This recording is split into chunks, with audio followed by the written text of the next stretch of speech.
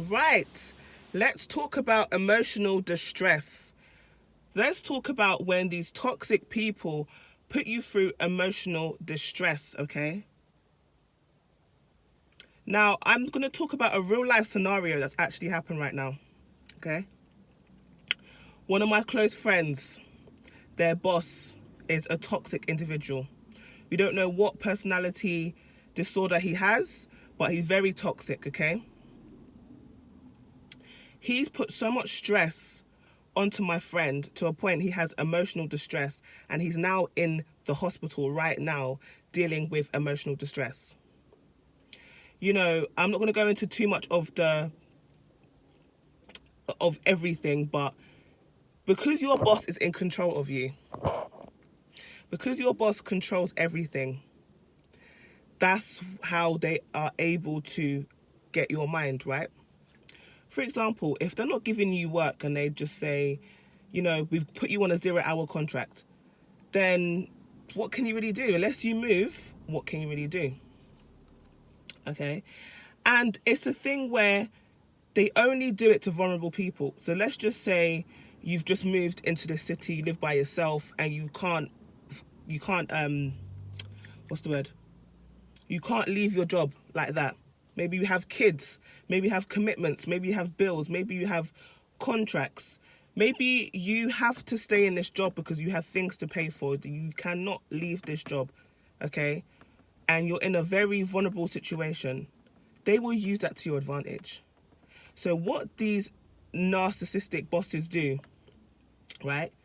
They make you talk about your personal life, if you've got kids and family and all that kind of thing. And you might think, they're just being friends with you and whatnot. They're trying to see how they can hit you. They're trying to see how they can affect your life. And a lot of the time they find out, oh yeah, you got kids, so do I, da, da, da. Oh, you got a wife, okay. Oh, you're the provider, okay. So you're the provider for everybody. So what do? They make it very difficult for you to provide. So when you're at home with the family and the family are stressing, you can't put gas on because the energy prices are ridiculous. You can't put fuel in your car. You're struggling. You're having to look.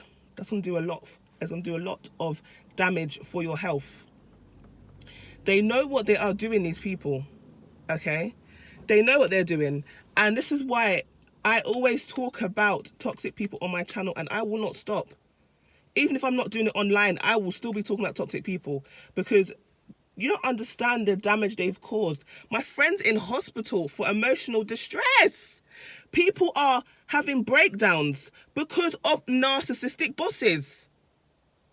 And what can we do? Nothing. Just leave.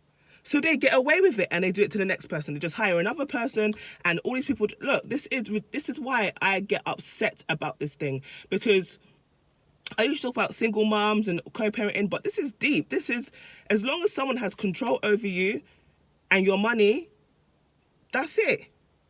What can you do? What can you do? What, leave? Sometimes it's not as easy as leaving. Some people cannot leave. They have too many kids to leave. So understand, it's one of those things where it's like, we really need to start talking about it. Like, and I've had other ladies come in my DMs as well and talk about narcissistic bosses or people in the workplace doing stuff to them and messing up their money and lying to them and turning everyone against them, and it's causing them emotional distress. Because remember, going to work is our second home, right? It's our second home.